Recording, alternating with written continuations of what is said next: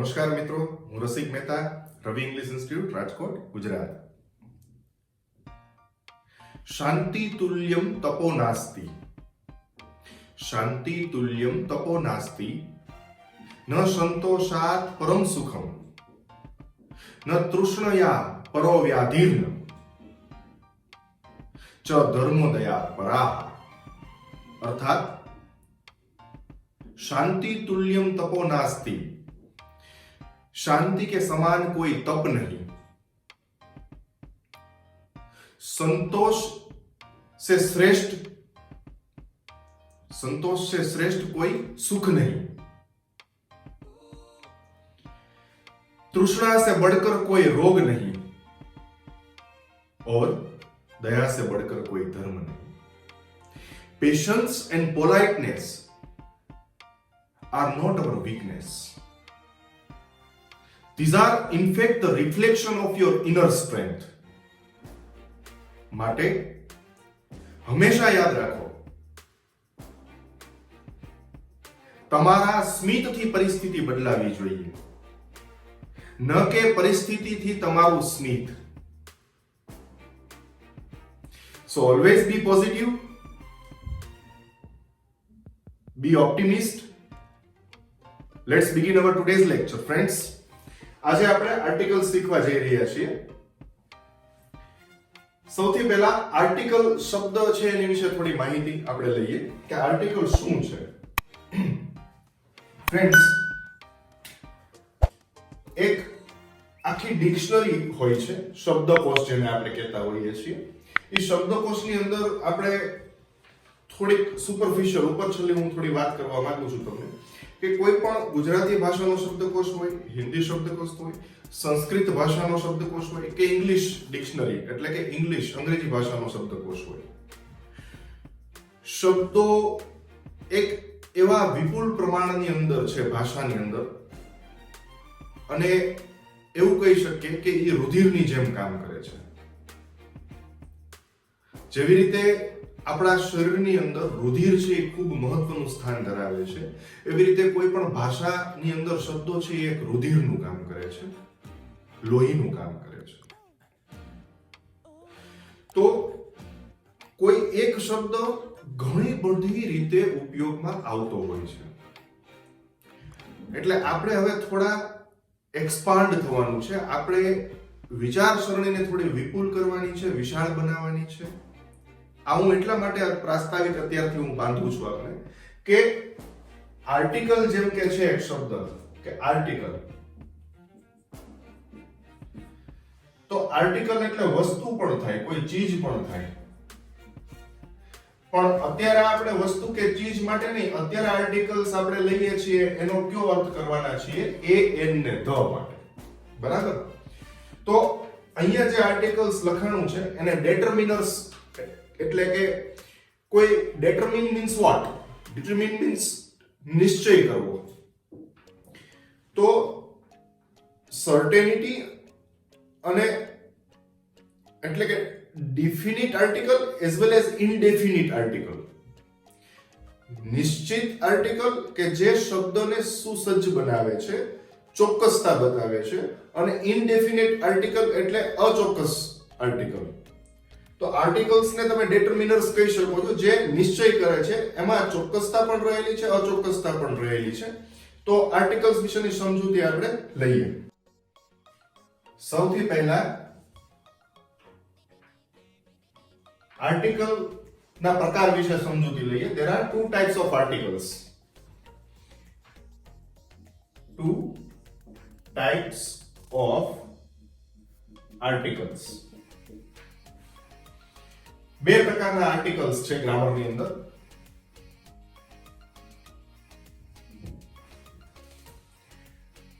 સૌથી પહેલા ડેફિનિટ આર્ટિકલ વિશે વાત કરીએ. ડેફિનિટ આર્ટિકલ. તો ડેફિનિટ આર્ટિકલ શું છે? ધ.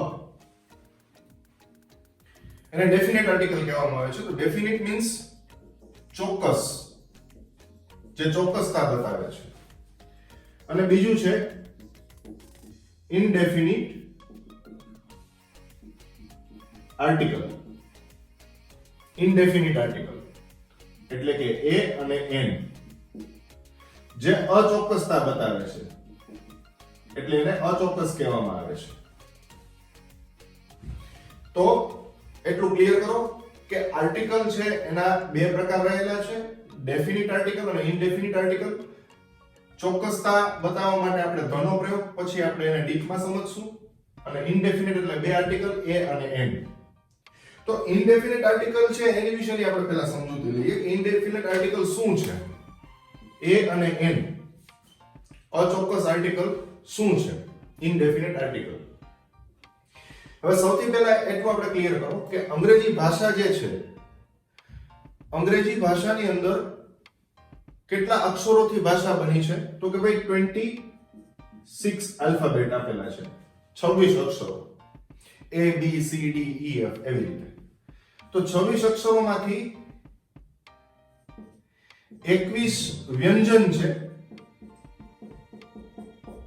અને 5 છે એ સ્વર છે. બરાબર? 21 વ્યંજનો, 5 સ્વર છે. તો હવે આપણે આને ટાઇટલ લઈ લઈએ પહેલા, કારણ કે આની વિશેની સમજૂતી લેવા જઈ રહ્યા છીએ. આર્ટિકલ છે એને ટાઇટલ આપી દઈએ, એ ને ટાઇટલ આપીને પછી આપણે આગળ વધીએ.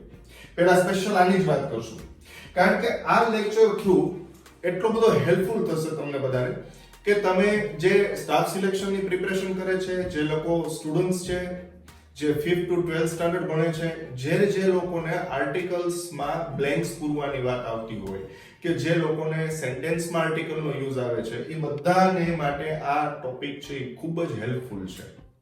So let's continue. તો આપણે અગાઉ વાત થયા મુજબ ઇનડેફિનિટ આર્ટિકલ એ અને એન છે. હવે અંગ્રેજી ભાષા વિશેની વાત કરીએ તો અંગ્રેજી ભાષા કેટલા અક્ષરોથી બની? 26 આલ્ફાબેટ્સ છે, 26 alphabets, A B C D એવી રીતે. બરાબર? હવે ખાસ ધ્યાનમાં લેજો, 26 આલ્ફાબેટ્સ છે, એની અંદર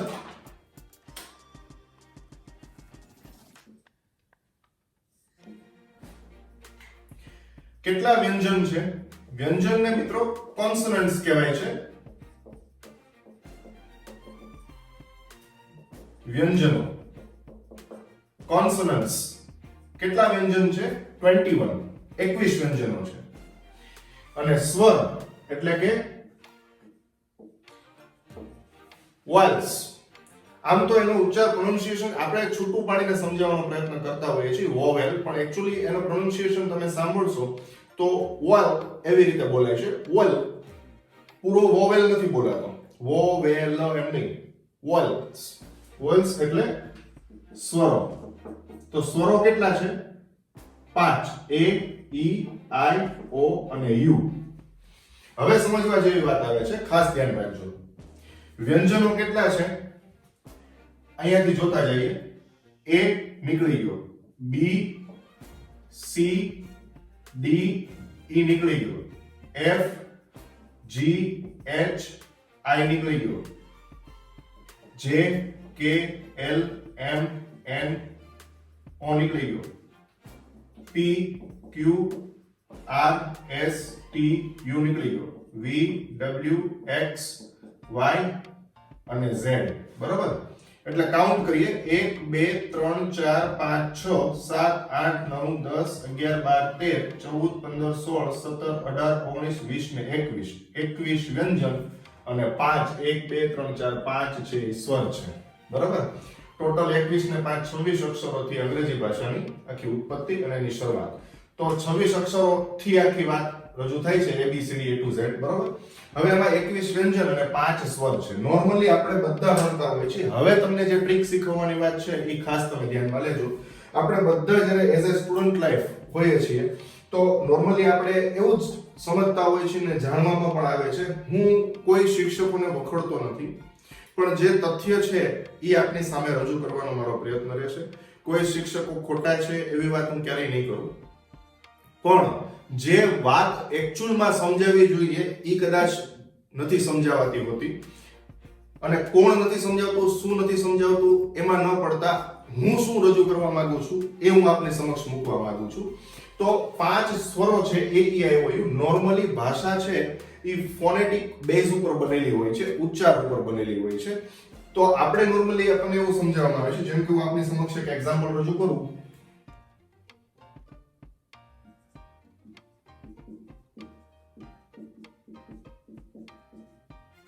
બરાબર, ઓટોમેટિક કાર.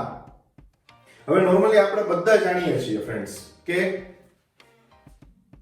એ આવ્યો આપણને સમજાવવામાં એવી જ રીતે આવે છે કે આ 5 માંથી કોઈ એક અક્ષરથી સ્પેલિંગ શરૂ થાય એટલે તમારે એન મૂકી દેવો. આખું વિચીને એન મૂકી દેવું. આવું સુંદરતાથી ભણાવવામાં આવે છે.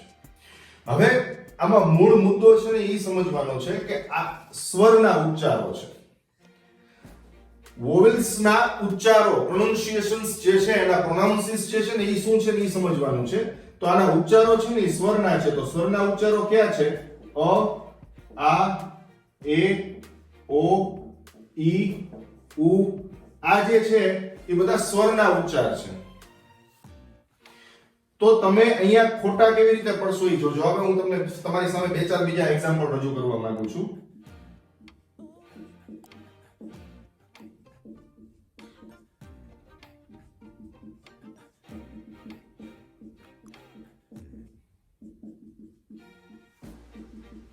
હવે જો તમે જૂના નિયમ પ્રમાણે ચાલો છો, ખાસ જોજો ફ્રેન્ડ્સ, તમે જૂના નિયમ પ્રમાણે જો આર્ટિકલ મૂકો છો તો તમે એવું જ વિચારશો કે અહીંયા યુ આવ્યું. આ 5 માંથી કોઈ એક અક્ષર છે એ કોઈ શબ્દની આગળ ભાળો છો એટલે આખું વિચીને એન મૂકી દેવું. આપણને આવું સમજાવવામાં આવે છે. અહીંયા તમે ખોટા પડશો. શું કારણ? કારણ કે શબ્દો ઉચ્ચાર શાસ્ત્ર ઉપર રજૂ થયા છે અને કોઈ પણ એનો રૂલ જે છે, એનો નિયમ છે એ એના ફોનેટિક્સ બેઝ ઉપર આવતો હોય છે, એના ઉચ્ચાર ઉપર આવતો હોય છે. તો એના નિયમ પ્રમાણે આપણે ચાલીએ તો આનો ઉચ્ચાર તમે જોજો ખાસ. આનો ઉચ્ચાર આપણે શું કરીએ છીએ? યુઝફુલ. હવે આને તમે ઉસફુલ બોલો છો, ઉ ઉચ્ચાર કરો છો તો એ આવી શકે. એટલા માટે કહું છું કે અહીંયા ય આવતો હોવાને કારણે તમારે એ મૂકવું પડે, નહીં કે એન. એન ન ચાલે. હવે આપણે અલગ અલગ શબ્દોની થોડી અલગ અલગ તમને રજૂઆત બતાવું એટલે તમને ખ્યાલ આવશે. બરાબર, ઉચ્ચાર તમે જોતા જજો. જેમ કે અહીંયા ઉચ્ચાર શું કરીએ છીએ આપણે? ઓટોમેટિક. બરાબર, તો અહીંયા શું આવ્યું? ઓ આવ્યો. તો આપણો સ્વરનો ઉચ્ચાર આવ્યો ને ઓ, એટલા માટે શું આવ્યું મિત્રો? એન. બરાબર, ત્યારબાદ આનો ઉચ્ચાર જોજો. ઇંગ્લિશ. ઇંગ્લિશ. બરાબર, સોરી, ઇંગ્લિશ. તો અહીંયા આપણે ઈ કર્યો ને ફ્રેન્ડ્સ, એટલે અહીંયા શું આવ્યું? ઈ આવ્યો. તો ઉચ્ચારમાં ઈ છે એટલે શું આવશે? એન. આ ઈ લેટર એટલે કે અક્ષર જોઈને આપણે એમ નથી મૂકવાનો, પણ આ જે ઉચ્ચાર છે શબ્દનો, આખા શબ્દનો ઉચ્ચાર આવડવો જરૂરી છે તમને. ત્યારે જઈને તમને સાચું ગ્રામર આવડશે. સાચું વ્યાકરણ શીખવા માટે શબ્દોના ઉચ્ચાર શીખવા જરૂરી છે. તો તમે સચોટ રીતે કોઈ પણ કોમ્પિટિટિવ એક્ઝામની અંદર પૂરા માર્ક લાવી શકશો. આર્ટિકલની બ્લેન્કનો 1 માર્ક તમારો જશે નહીં. આ એટલી સચોટ પદ્ધતિ હું તમને સમજાવવા જઈ રહ્યો છું. હવે માનો કે અહીંયા જોજો ખાસ, આનો ઉચ્ચાર આપણે શું કરીએ છીએ? હોનેસ્ટ કરીએ છીએ કે ઓનેસ્ટ કરીએ છીએ?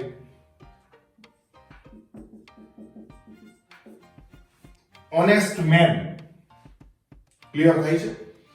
તો અહીંયા આપણે હો નથી બોલતા, અહીંયા એચ આપણે સાયલન્ટ રાખીએ છીએ, મૂંગો કરી દઈએ છીએ. એચ ને આપણે શાબ્દિક રીતે રજૂ નથી કરતા. તો અહીંયા આપણે શું બોલીએ છીએ? Honest man. એટલે અહીંયા શું આવ્યું? ઓ. તો ઓ આવ્યું એટલે શું આવશે? આવા તો મિત્રો અઢળક શબ્દો છે, તમારી સામે રજૂ કરી શકું. હજી આપણે પ્રેક્ટિસમાં તમને 1-2 એક્ઝામ્પલ સમજાવું. જોજો અહીંયા. નોર્મલી આ પૂછાયેલું છે ઘણી વખત. ટેટ, ટાટ જેવી એક્ઝામ્સ હોય છે, કોમ્પિટિટિવ બીજી કોઈ એક્ઝામ હોય, સ્ટાફ સિલેક્શનની એક્ઝામ હોય, ત્યારે આવી ઘણી વખત રજૂઆત થયેલી હોય છે. ધીસ ઇઝ ખાલી જગ્યા પછી બસ. જોજો. હવે અહીંયા લખ્યું હોય એ એન નો ઉપયોગ કરો, અથવા તો લખ્યું હોય કે એ એન, ધ અથવા તો નન. આ 4 ઓપ્શન આપ્યા હોય કે કઈ પણ આમાંથી મૂકો.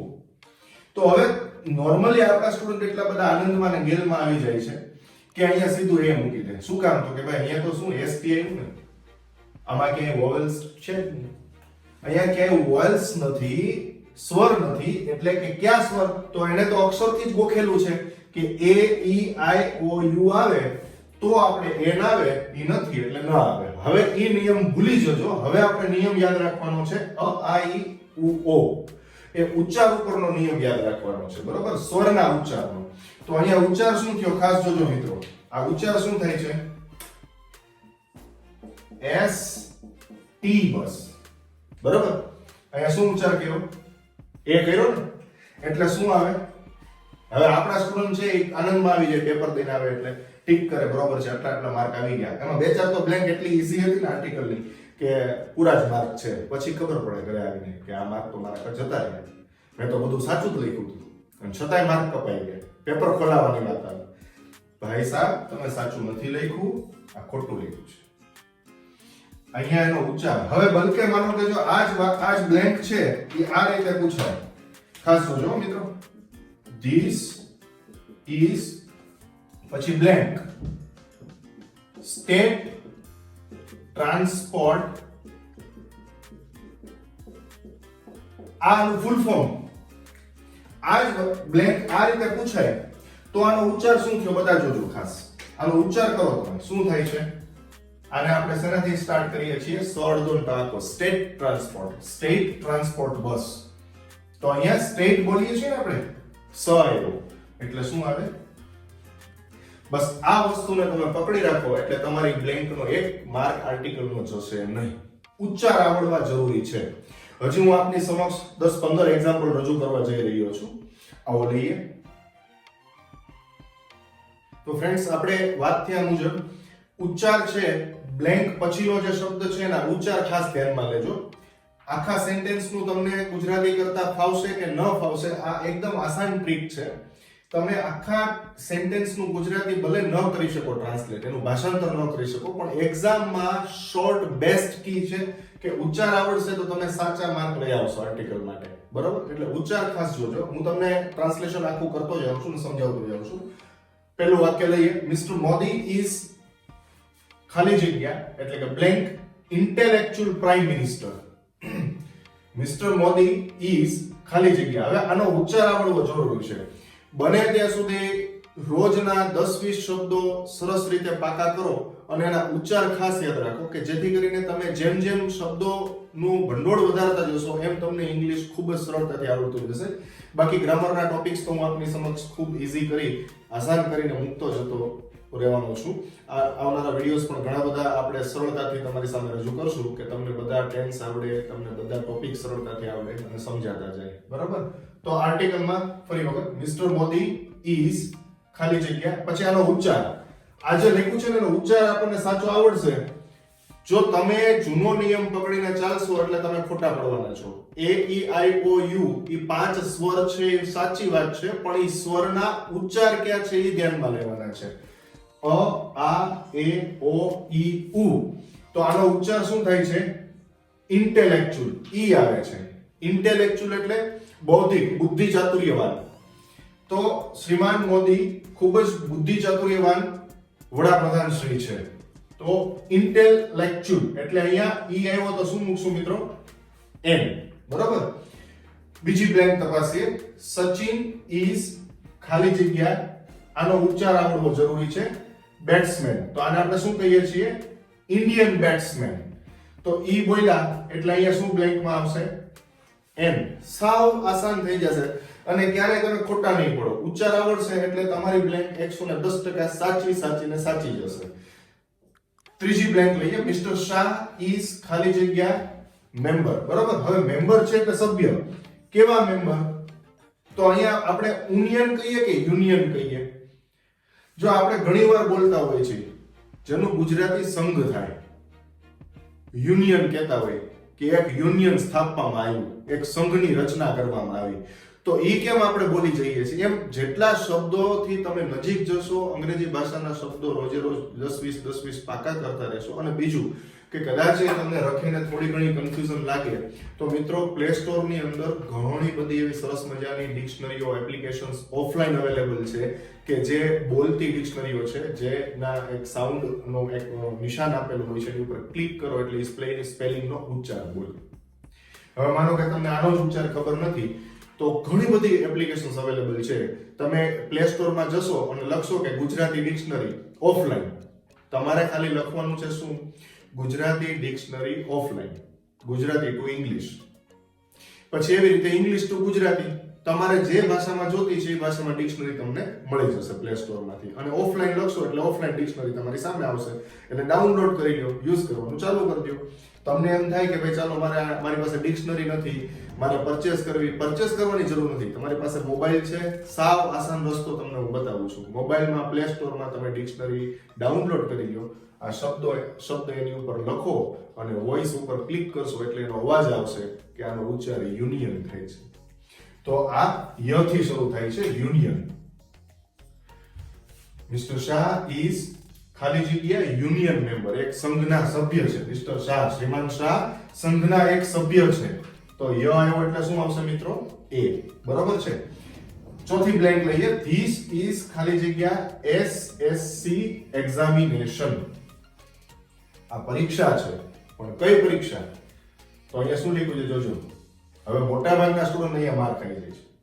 શું કામ? તો કે ભાઈ અહીંયા એસ જોયો ને, બસ મૂકી દો, એ મૂકી દો ફટાફટ. પણ એનો ઉચ્ચાર જોવો, પ્રોનાઉન્સિએશન શું છે? એસ એસ સી એટલે અહીંયા એ આવ્યો, સ્વરનો ઉચ્ચાર છે એટલે શું આવશે? એમ. ક્લિયર? પાંચમી બ્લેન્ક. મિસ્ટર મહેતા ઇઝ ખાલી જગ્યા, પછી શબ્દ આપ્યો છે અને પછી મેન. હવે શ્રીમાન મહેતા કેવા વ્યક્તિ છે, માણસ છે? તો કે અહીંયા HONOURABLE આપ્યું છે. હવે આને આપણે હોનરેબલ નથી વાંચવાનું, H અહીંયા સાયલન્ટ રહે છે. જો ક્યાં અક્ષર સાયલન્ટ છે ક્યાં નથી એ હજી આપણે પછી આગળના લેક્ચર્સ ઘણા બધા લેશું, એની અંદર હું તમને સમજાવવાનો છું. અત્યારે બેઝિક સાવ સીધી સાદી ટેકનિક થી સમજાવવા માંગુ છું કે ક્યારે તમારે એ મૂકવો ને ક્યારે એન મૂકવો. બરાબર? એટલે ઉચ્ચાર ઉપર ચાલશો એટલે તમારી બ્લેન્ક સાચી પડશે. તો અહીંયા આપણે બોલીએ છીએ ઓનરેબલ, ઓ. ઓનરેબલ એટલે આદરણીય, માનનીય. તો અહીંયા શું આવશે? એમ. બરાબર? ત્યારબાદ આયર્ન. આયર્ન ઇઝ ખાલી જગ્યા, પછી જોજો આ શબ્દ અને મેટલ. મેટલ એટલે ધાતુ, આયર્ન એટલે લોખંડ. તો અહીંયા કેવી ધાતુ બતાવેલી છે? આને આપણે યુઝફુલ કહીએ છીએ કે યુઝફુલ? જો ઉચ્ચાર આવડશે તો ફટાફટ આવડી જશે. જો ઉ બોલો છો તો એન આર્ટિકલ આવે, કારણ કે સ્વરમાં ઉ આપેલો છે. જુઓ સામે ઉપર અહીંયા અ આઈ ઉ ઓ. અને હું તમને વચ્ચે એક સરસ મજાની વાત કરવા માંગુ છું. બહુ ઘણા સમય પહેલા એક સરસ મજાનું લગભગ ગોવિંદાનું એક મૂવી આવેલું, એની અંદર એક સોંગ ગોવિંદાએ ગાયેલું છે. ગોવિંદાએ ટૂંકમાં એની ઉપર એક્ટ કરેલું છે. ગોવિંદા સિંગર નથી, પણ સિંગર બીજા છે, પણ એવું એક સોંગ આવેલું કે અ આ ઈ ઉ ઓ. આપણે આખું સોંગ નથી ગાવાનું ફ્રેન્ડ્સ, પણ ખાલી તમે એટલું યાદ રાખો કે અ આ ઈ ઉ ઓ આ આપણા સ્વર છે. જો એ આવે તો એન મૂકો. અ આ ઈ ઉ ઓ એ આવે તો એન મૂકો, નહીતર પછી એ. બરોબર? એટલે આ કડી એક યાદ રાખી લો એટલે તમારા માટે આસાન થઈ જશે. તો અહીંયા આવી ગયું એ, કારણ કે અહીંયા બોલીએ છીએ યુઝફુલ, યુઝફુલ. Okay, done. ત્યારબાદ seventh blank. All students will go to Ravi English institute after blank. પછી આ શબ્દને શું કહેશું એ સમજવાનું છે. બધા વિદ્યાર્થીઓ રવિ ઇંગ્લિશ ઇન્સ્ટિટ્યૂટ એટલે કે સંસ્થામાં 1 કલાક પછી જશે. તો આને આપણે ઉચ્ચારમાં હવર નથી કહેતા, ખાસ યાદ રાખજો. આને હવર ન બોલાય, આને શું બોલાય? અવર. તો આનો ઉચ્ચાર શું આવ્યો? અ આવ્યો ને, એટલે અહીંયા શું આવશે? An hour. તો તમારી બ્લેન્ક સાચી પડશે. આઠમી બ્લેન્ક જોઈએ. વી સો ખાલી જગ્યા, પછી અહીંયા શબ્દ ધ્યાનમાં લેજો, યસ્ટરડે. બધા દેશોના અલગ અલગ જે આપણે વ્યક્તિ હોય, જેમ કે ભારતીય હોય તો એને આપણે ઇન્ડિયન કહીએ, ઇન્ડિયા ઉપરથી ઇન્ડિયન. એમ યુરોપ ઉપરથી આપણે એનો શબ્દ બોલીએ છીએ. જો યુરોપ નથી કહેતા, આપણે યુરોપ બોલીએ ને, યુરોપની ટૂર ઉપર ગયા છે એમ. તો યુરોપિયન, યુ. તો અહીંયા ય આવ્યો એટલે શું આવ્યું? એ. સિમ્પલ, બહુ જ સરળતાથી સમજવાનું છે. Ninth blank. Mister Pandya is ખાલી જગ્યા LLB આ ડિગ્રી છે, બરોબર. Bachelor of legislative law, bachelor એટલે એના સ્નાતક, એ ડિગ્રી લેવાના સ્નાતક થયા. સ્નાતક એટલે જે કોઈ પણ કોલેજના 3 વર્ષ પૂરા કર્યા એને સ્નાતક કહેવાય, અને એની પછી એમ લાગે એટલે કે માસ્ટર એટલે એને અનુસ્નાતક કહેવાય. કોલેજ પછીના 2 વર્ષ એટલે અનુસ્નાતક એટલે એને માસ્ટર ડિગ્રી મેળવી કહેવાય. તો અહીંયા લખ્યું છે મિસ્ટર પંડ્યા ઇઝ ખાલી જગ્યા LLB, બરોબર. હવે આનો ઉચ્ચાર જોજો ફ્રેન્ડ્સ. આનો ઉચ્ચાર આપણે શું કરીએ છીએ? જો આનું ફૂલ ફોર્મ હોય ને તો વાત બદલાઈ જશે. આપણે આનો ઉચ્ચાર કરીએ છીએ LLB એટલે અ આવ્યો ને એટલે અહીંયા શું કરશું? NLLB, બરોબર. પણ એનું ફૂલ ફોર્મ હોય તો એમ થઈ જાય કે બેચલર ઓફ લેજિસ્લેટિવ લો, એટલે વાત બદલી ગઈ. હવે અહીંયા 10 નું બ્લેન્ક જોઈએ. ધેટ ઇઝ ખાલી જગ્યા, પછી અહીંયા જોજો આનો ઉચ્ચાર શું કરીએ છીએ? અહીંયા આપણે ઓ આવ્યો, પણ જૂના નિયમ પ્રમાણે ચાલશો ને તો તમે ખોટા પડશો, કારણ કે આને ઓન નથી કહેતા, આપણે આને ઓન બોલીએ. જો આ તમારી સામે બહુ સીધું સાદું સરળ એક્ઝામ્પલ છે, બરોબર. હવે આને આપણે શું બોલીએ છીએ? 1. તો અહીંયા n નહીં આવે, શું આવશે? a આવશે. ધેટ ઇઝ a 1 રૂપી નોટ, બરોબર. તે એક રૂપિયાની નોટ છે. 11મી કૃપાલી હેઝ ખાલી જગ્યા. હવે જો આને શું કહીએ આપણે? યુનિફોર્મ કહીએ કે યુનિફોર્મ? આ તો આપણે સામાન્ય શબ્દ છે આ બધા. તો ન્યા તમે શું યુ ભાળીને તમે n મૂકી દેશો તો તમે ખોટા પડશો. એટલે અહીંયા આવશે એ યુનિફોર્મ, કારણ કે આનો ઉચ્ચાર શું થાય છે? યુનિફોર્મ, બરોબર. યુનિફોર્મ નથી કરતા. ત્યારબાદ 12મી બ્લેન્ક ઇંગ્લિશ ઇઝ ખાલી જગ્યા ઈઝી લેંગ્વેજ. જો આનો ઉચ્ચાર જોજો ખાસ. અહીંયા આપણે ઈ બોલીએ છીએ, ઈઝી લેંગ્વેજ, એટલે અહીંયા શું આવશે? An easy language. 13મી ધેટ ઇઝ ખાલી જગ્યા, પછી આ શબ્દ અને મેન માણસ છે, પેલો માણસ છે, પણ કેવો? તો આનો ઉચ્ચાર આપણને આવડવો જોઈએ. UGLY એટલે એને કહેવામાં આવે છે અગલી. અગલી એટલે કદરૂપું. તો અગલી અ આવ્યો ને એટલે શું આવ્યું? એન અગલી. તો આ સ્ટાઇલથી તમે બ્લેન્ક પૂરશો એટલે તમારો 1 માર્ક નહીં જાય. આ તો હજી આપણો પાર્ટ 1 બન્યો છે. પાર્ટ આપણે ટોટલ 3 પાર્ટ લેશું. શક્ય હોય ત્યાં સુધી 3 પાર્ટની અંદર બધું સમાવેશ કરી લો. આર્ટિકલના નિયમો, ક્યાં લાગે અને ક્યાં ન લાગે. લાગે આર્ટિકલ એ તો બધા શીખવે છે, પણ ક્યારે ન લગાડવા એ કોઈ નથી કહેતું. એટલે આપણે ટોટલ 3 પાર્ટમાં આ સમાવેશ કરશું. કદાચ બને તો ચોથો પાર્ટ પણ લેવો પડશે તો લેશું, બરાબર. પણ ખૂબ સરસ રીતે આપણે આર્ટિકલના નિયમો શીખશું. આની સાથે હું તમને એક સરસ મજાની વિડીયોની અંદર જ એક વિડીયો પેજ બનાવી દઈશ કે જેમાં 20-25 બ્લેન્ક તમને મળી જતી હોય અને તમે પ્રેક્ટિસ કરી શકો.